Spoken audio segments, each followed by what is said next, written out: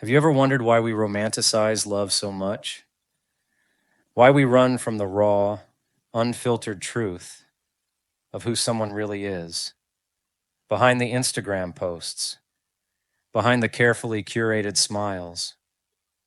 What if the love you think you want is a lie, a fantasy, a stage play, a psychological script written centuries ago, and we just keep reading our lines? Nietzsche didn't write love stories. He dismantled them. He didn't talk about romance like a poet.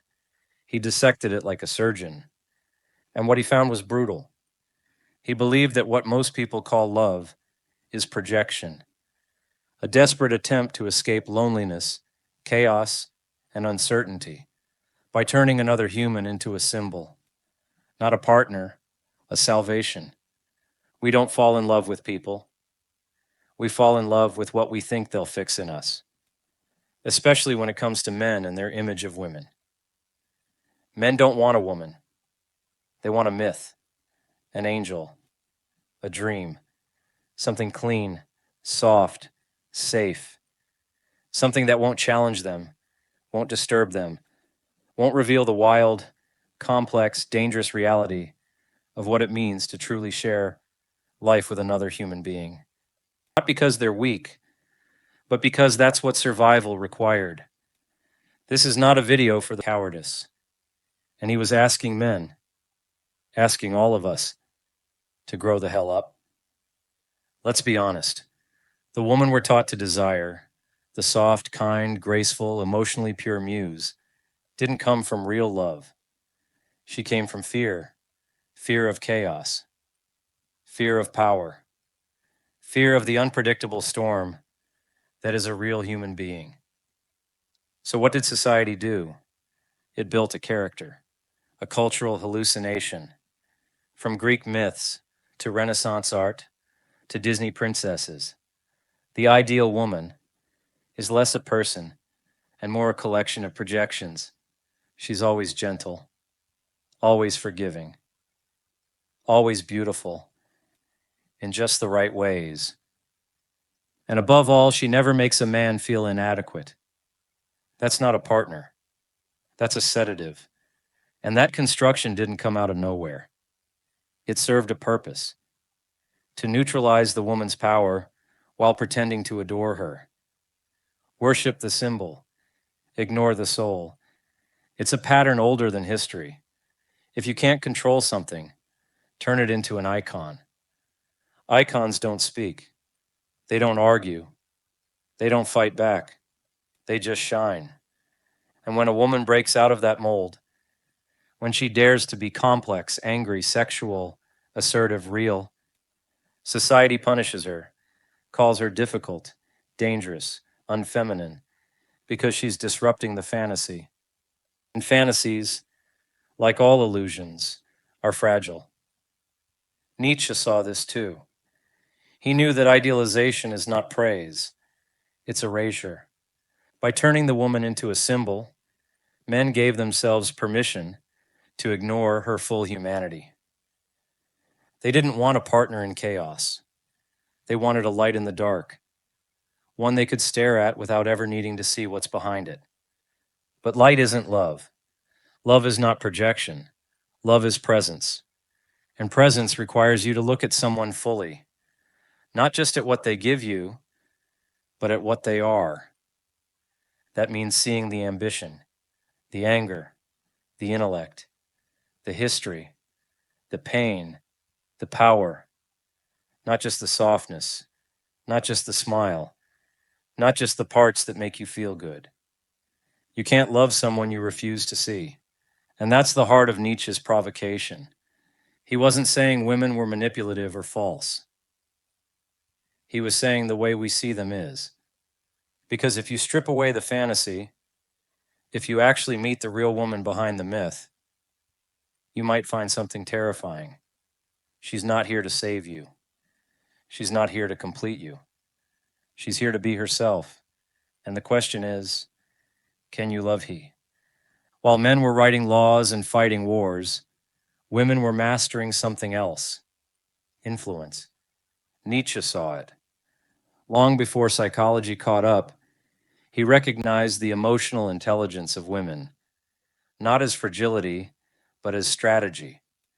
In a world that denied them power, women evolved power that couldn't be seen.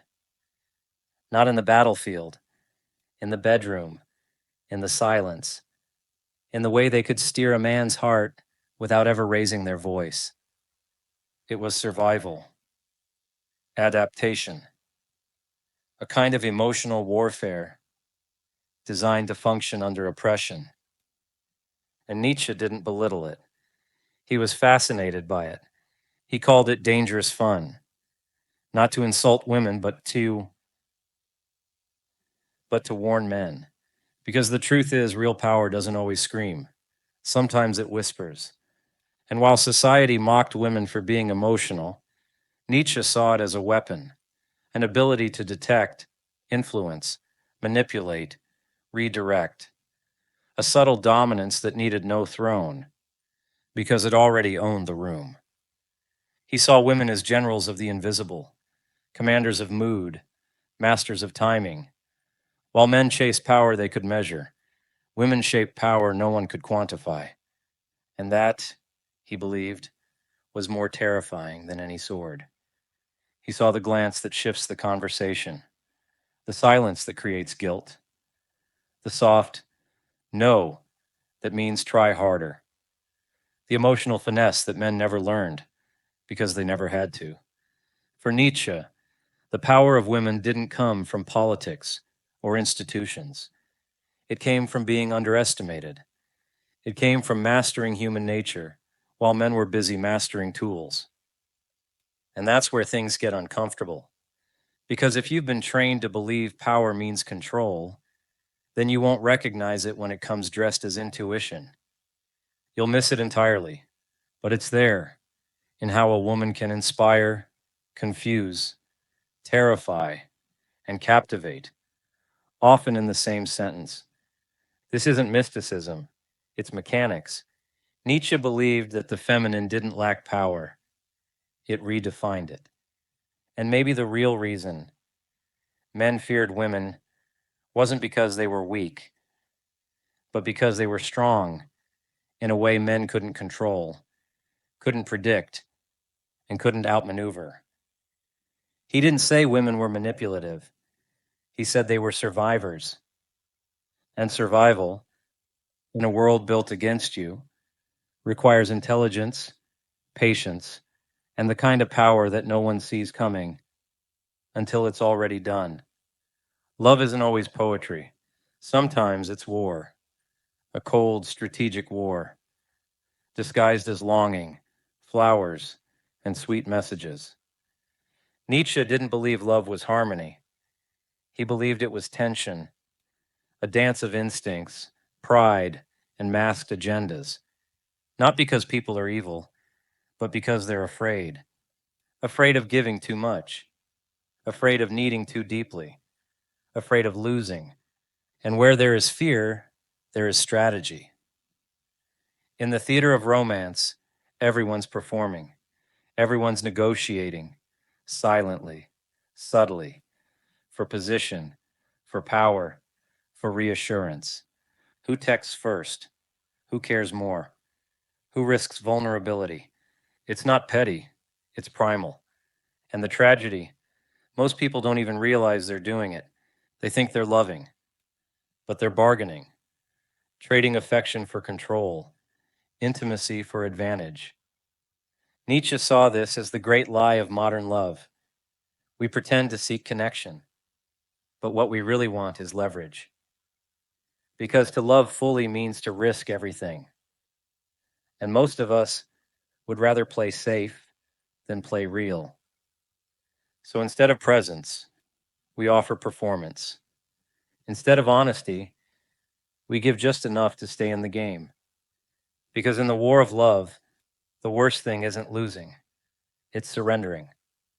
Because here's the truth, Nietzsche whispered, beneath all his provocation, love isn't about finding someone perfect. It's about having the courage to stay, even after the mask is the first step to actually living it. See you in the next one.